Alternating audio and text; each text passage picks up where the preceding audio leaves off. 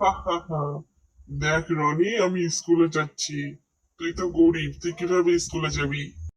আমি স্কুলে যাব কি না যাব সেটা তোর বলতে হবে না, সময় হলে আমিও একদিন স্কুলে যাব। যত বড় মুখ নয় তত বড় কথা। নিজেকে একবার দেখ, আমার মতন কোনোদিনও স্যুট বুট পরে স্কুলে যেতে পারবি তুই? একদিন আমিও স্কুলে যাব, তখন তোকে দেখিয়ে দেব। তুই যা তো, তোর সাথে আমি কথা বলতে চাই না। হুম, আমাকে যাওয়ার কথা বলছে। তোর মতো ভিখারির বাচ্চার সাথে আমি কথাও বলতে চাই না। চলো তো মা, এখান থেকে এদের মুখ দেখাও পাপ।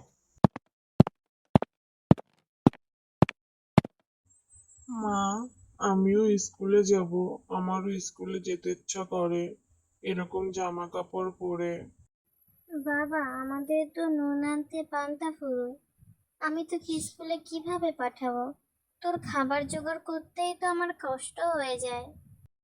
ঠিক আছে মা, তোমার অত কষ্ট করতে হবে না, আমি যাব না স্কুলে। তুই কষ্ট পাস না বাবা, একদিন তুই ঠিক স্কুলে পড়াশোনা করতে পারবি। রাস্তার মাঝে দাঁড়িয়ে কি এমন ইম্পর্টেন্ট আলোচনা হচ্ছে মা ছেলের মধ্যে? কে আপনি? আপনাকে তো ঠিক চিনতে পারলাম না কাকু। আমি এই গ্রামের স্কুলের একজন শিক্ষক। ও, যে স্কুলে বুবাই পড়াশোনা করে তুমি ওই স্কুলের শিক্ষক? ও খুব বাজে, আমার সাথে শুধু ঝামেলা করে। ও আচ্ছা, তুমি বুবাইকে চেনো?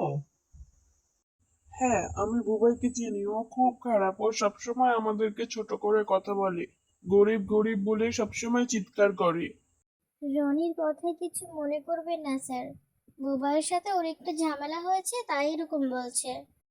ঠিক আছে, সব বুঝলাম। এখন রনি, তুমি আমাকে বলো তো, তুমি কেন পড়াশোনা করো না, স্কুলে কেন যাও না?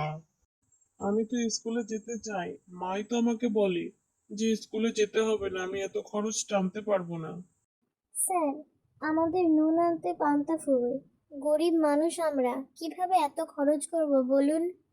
ওটা নিয়ে তুমি কোনো চিন্তা করো না, কাল থেকে রনি স্কুলে যাবে, তোমার সব খরচ আমার।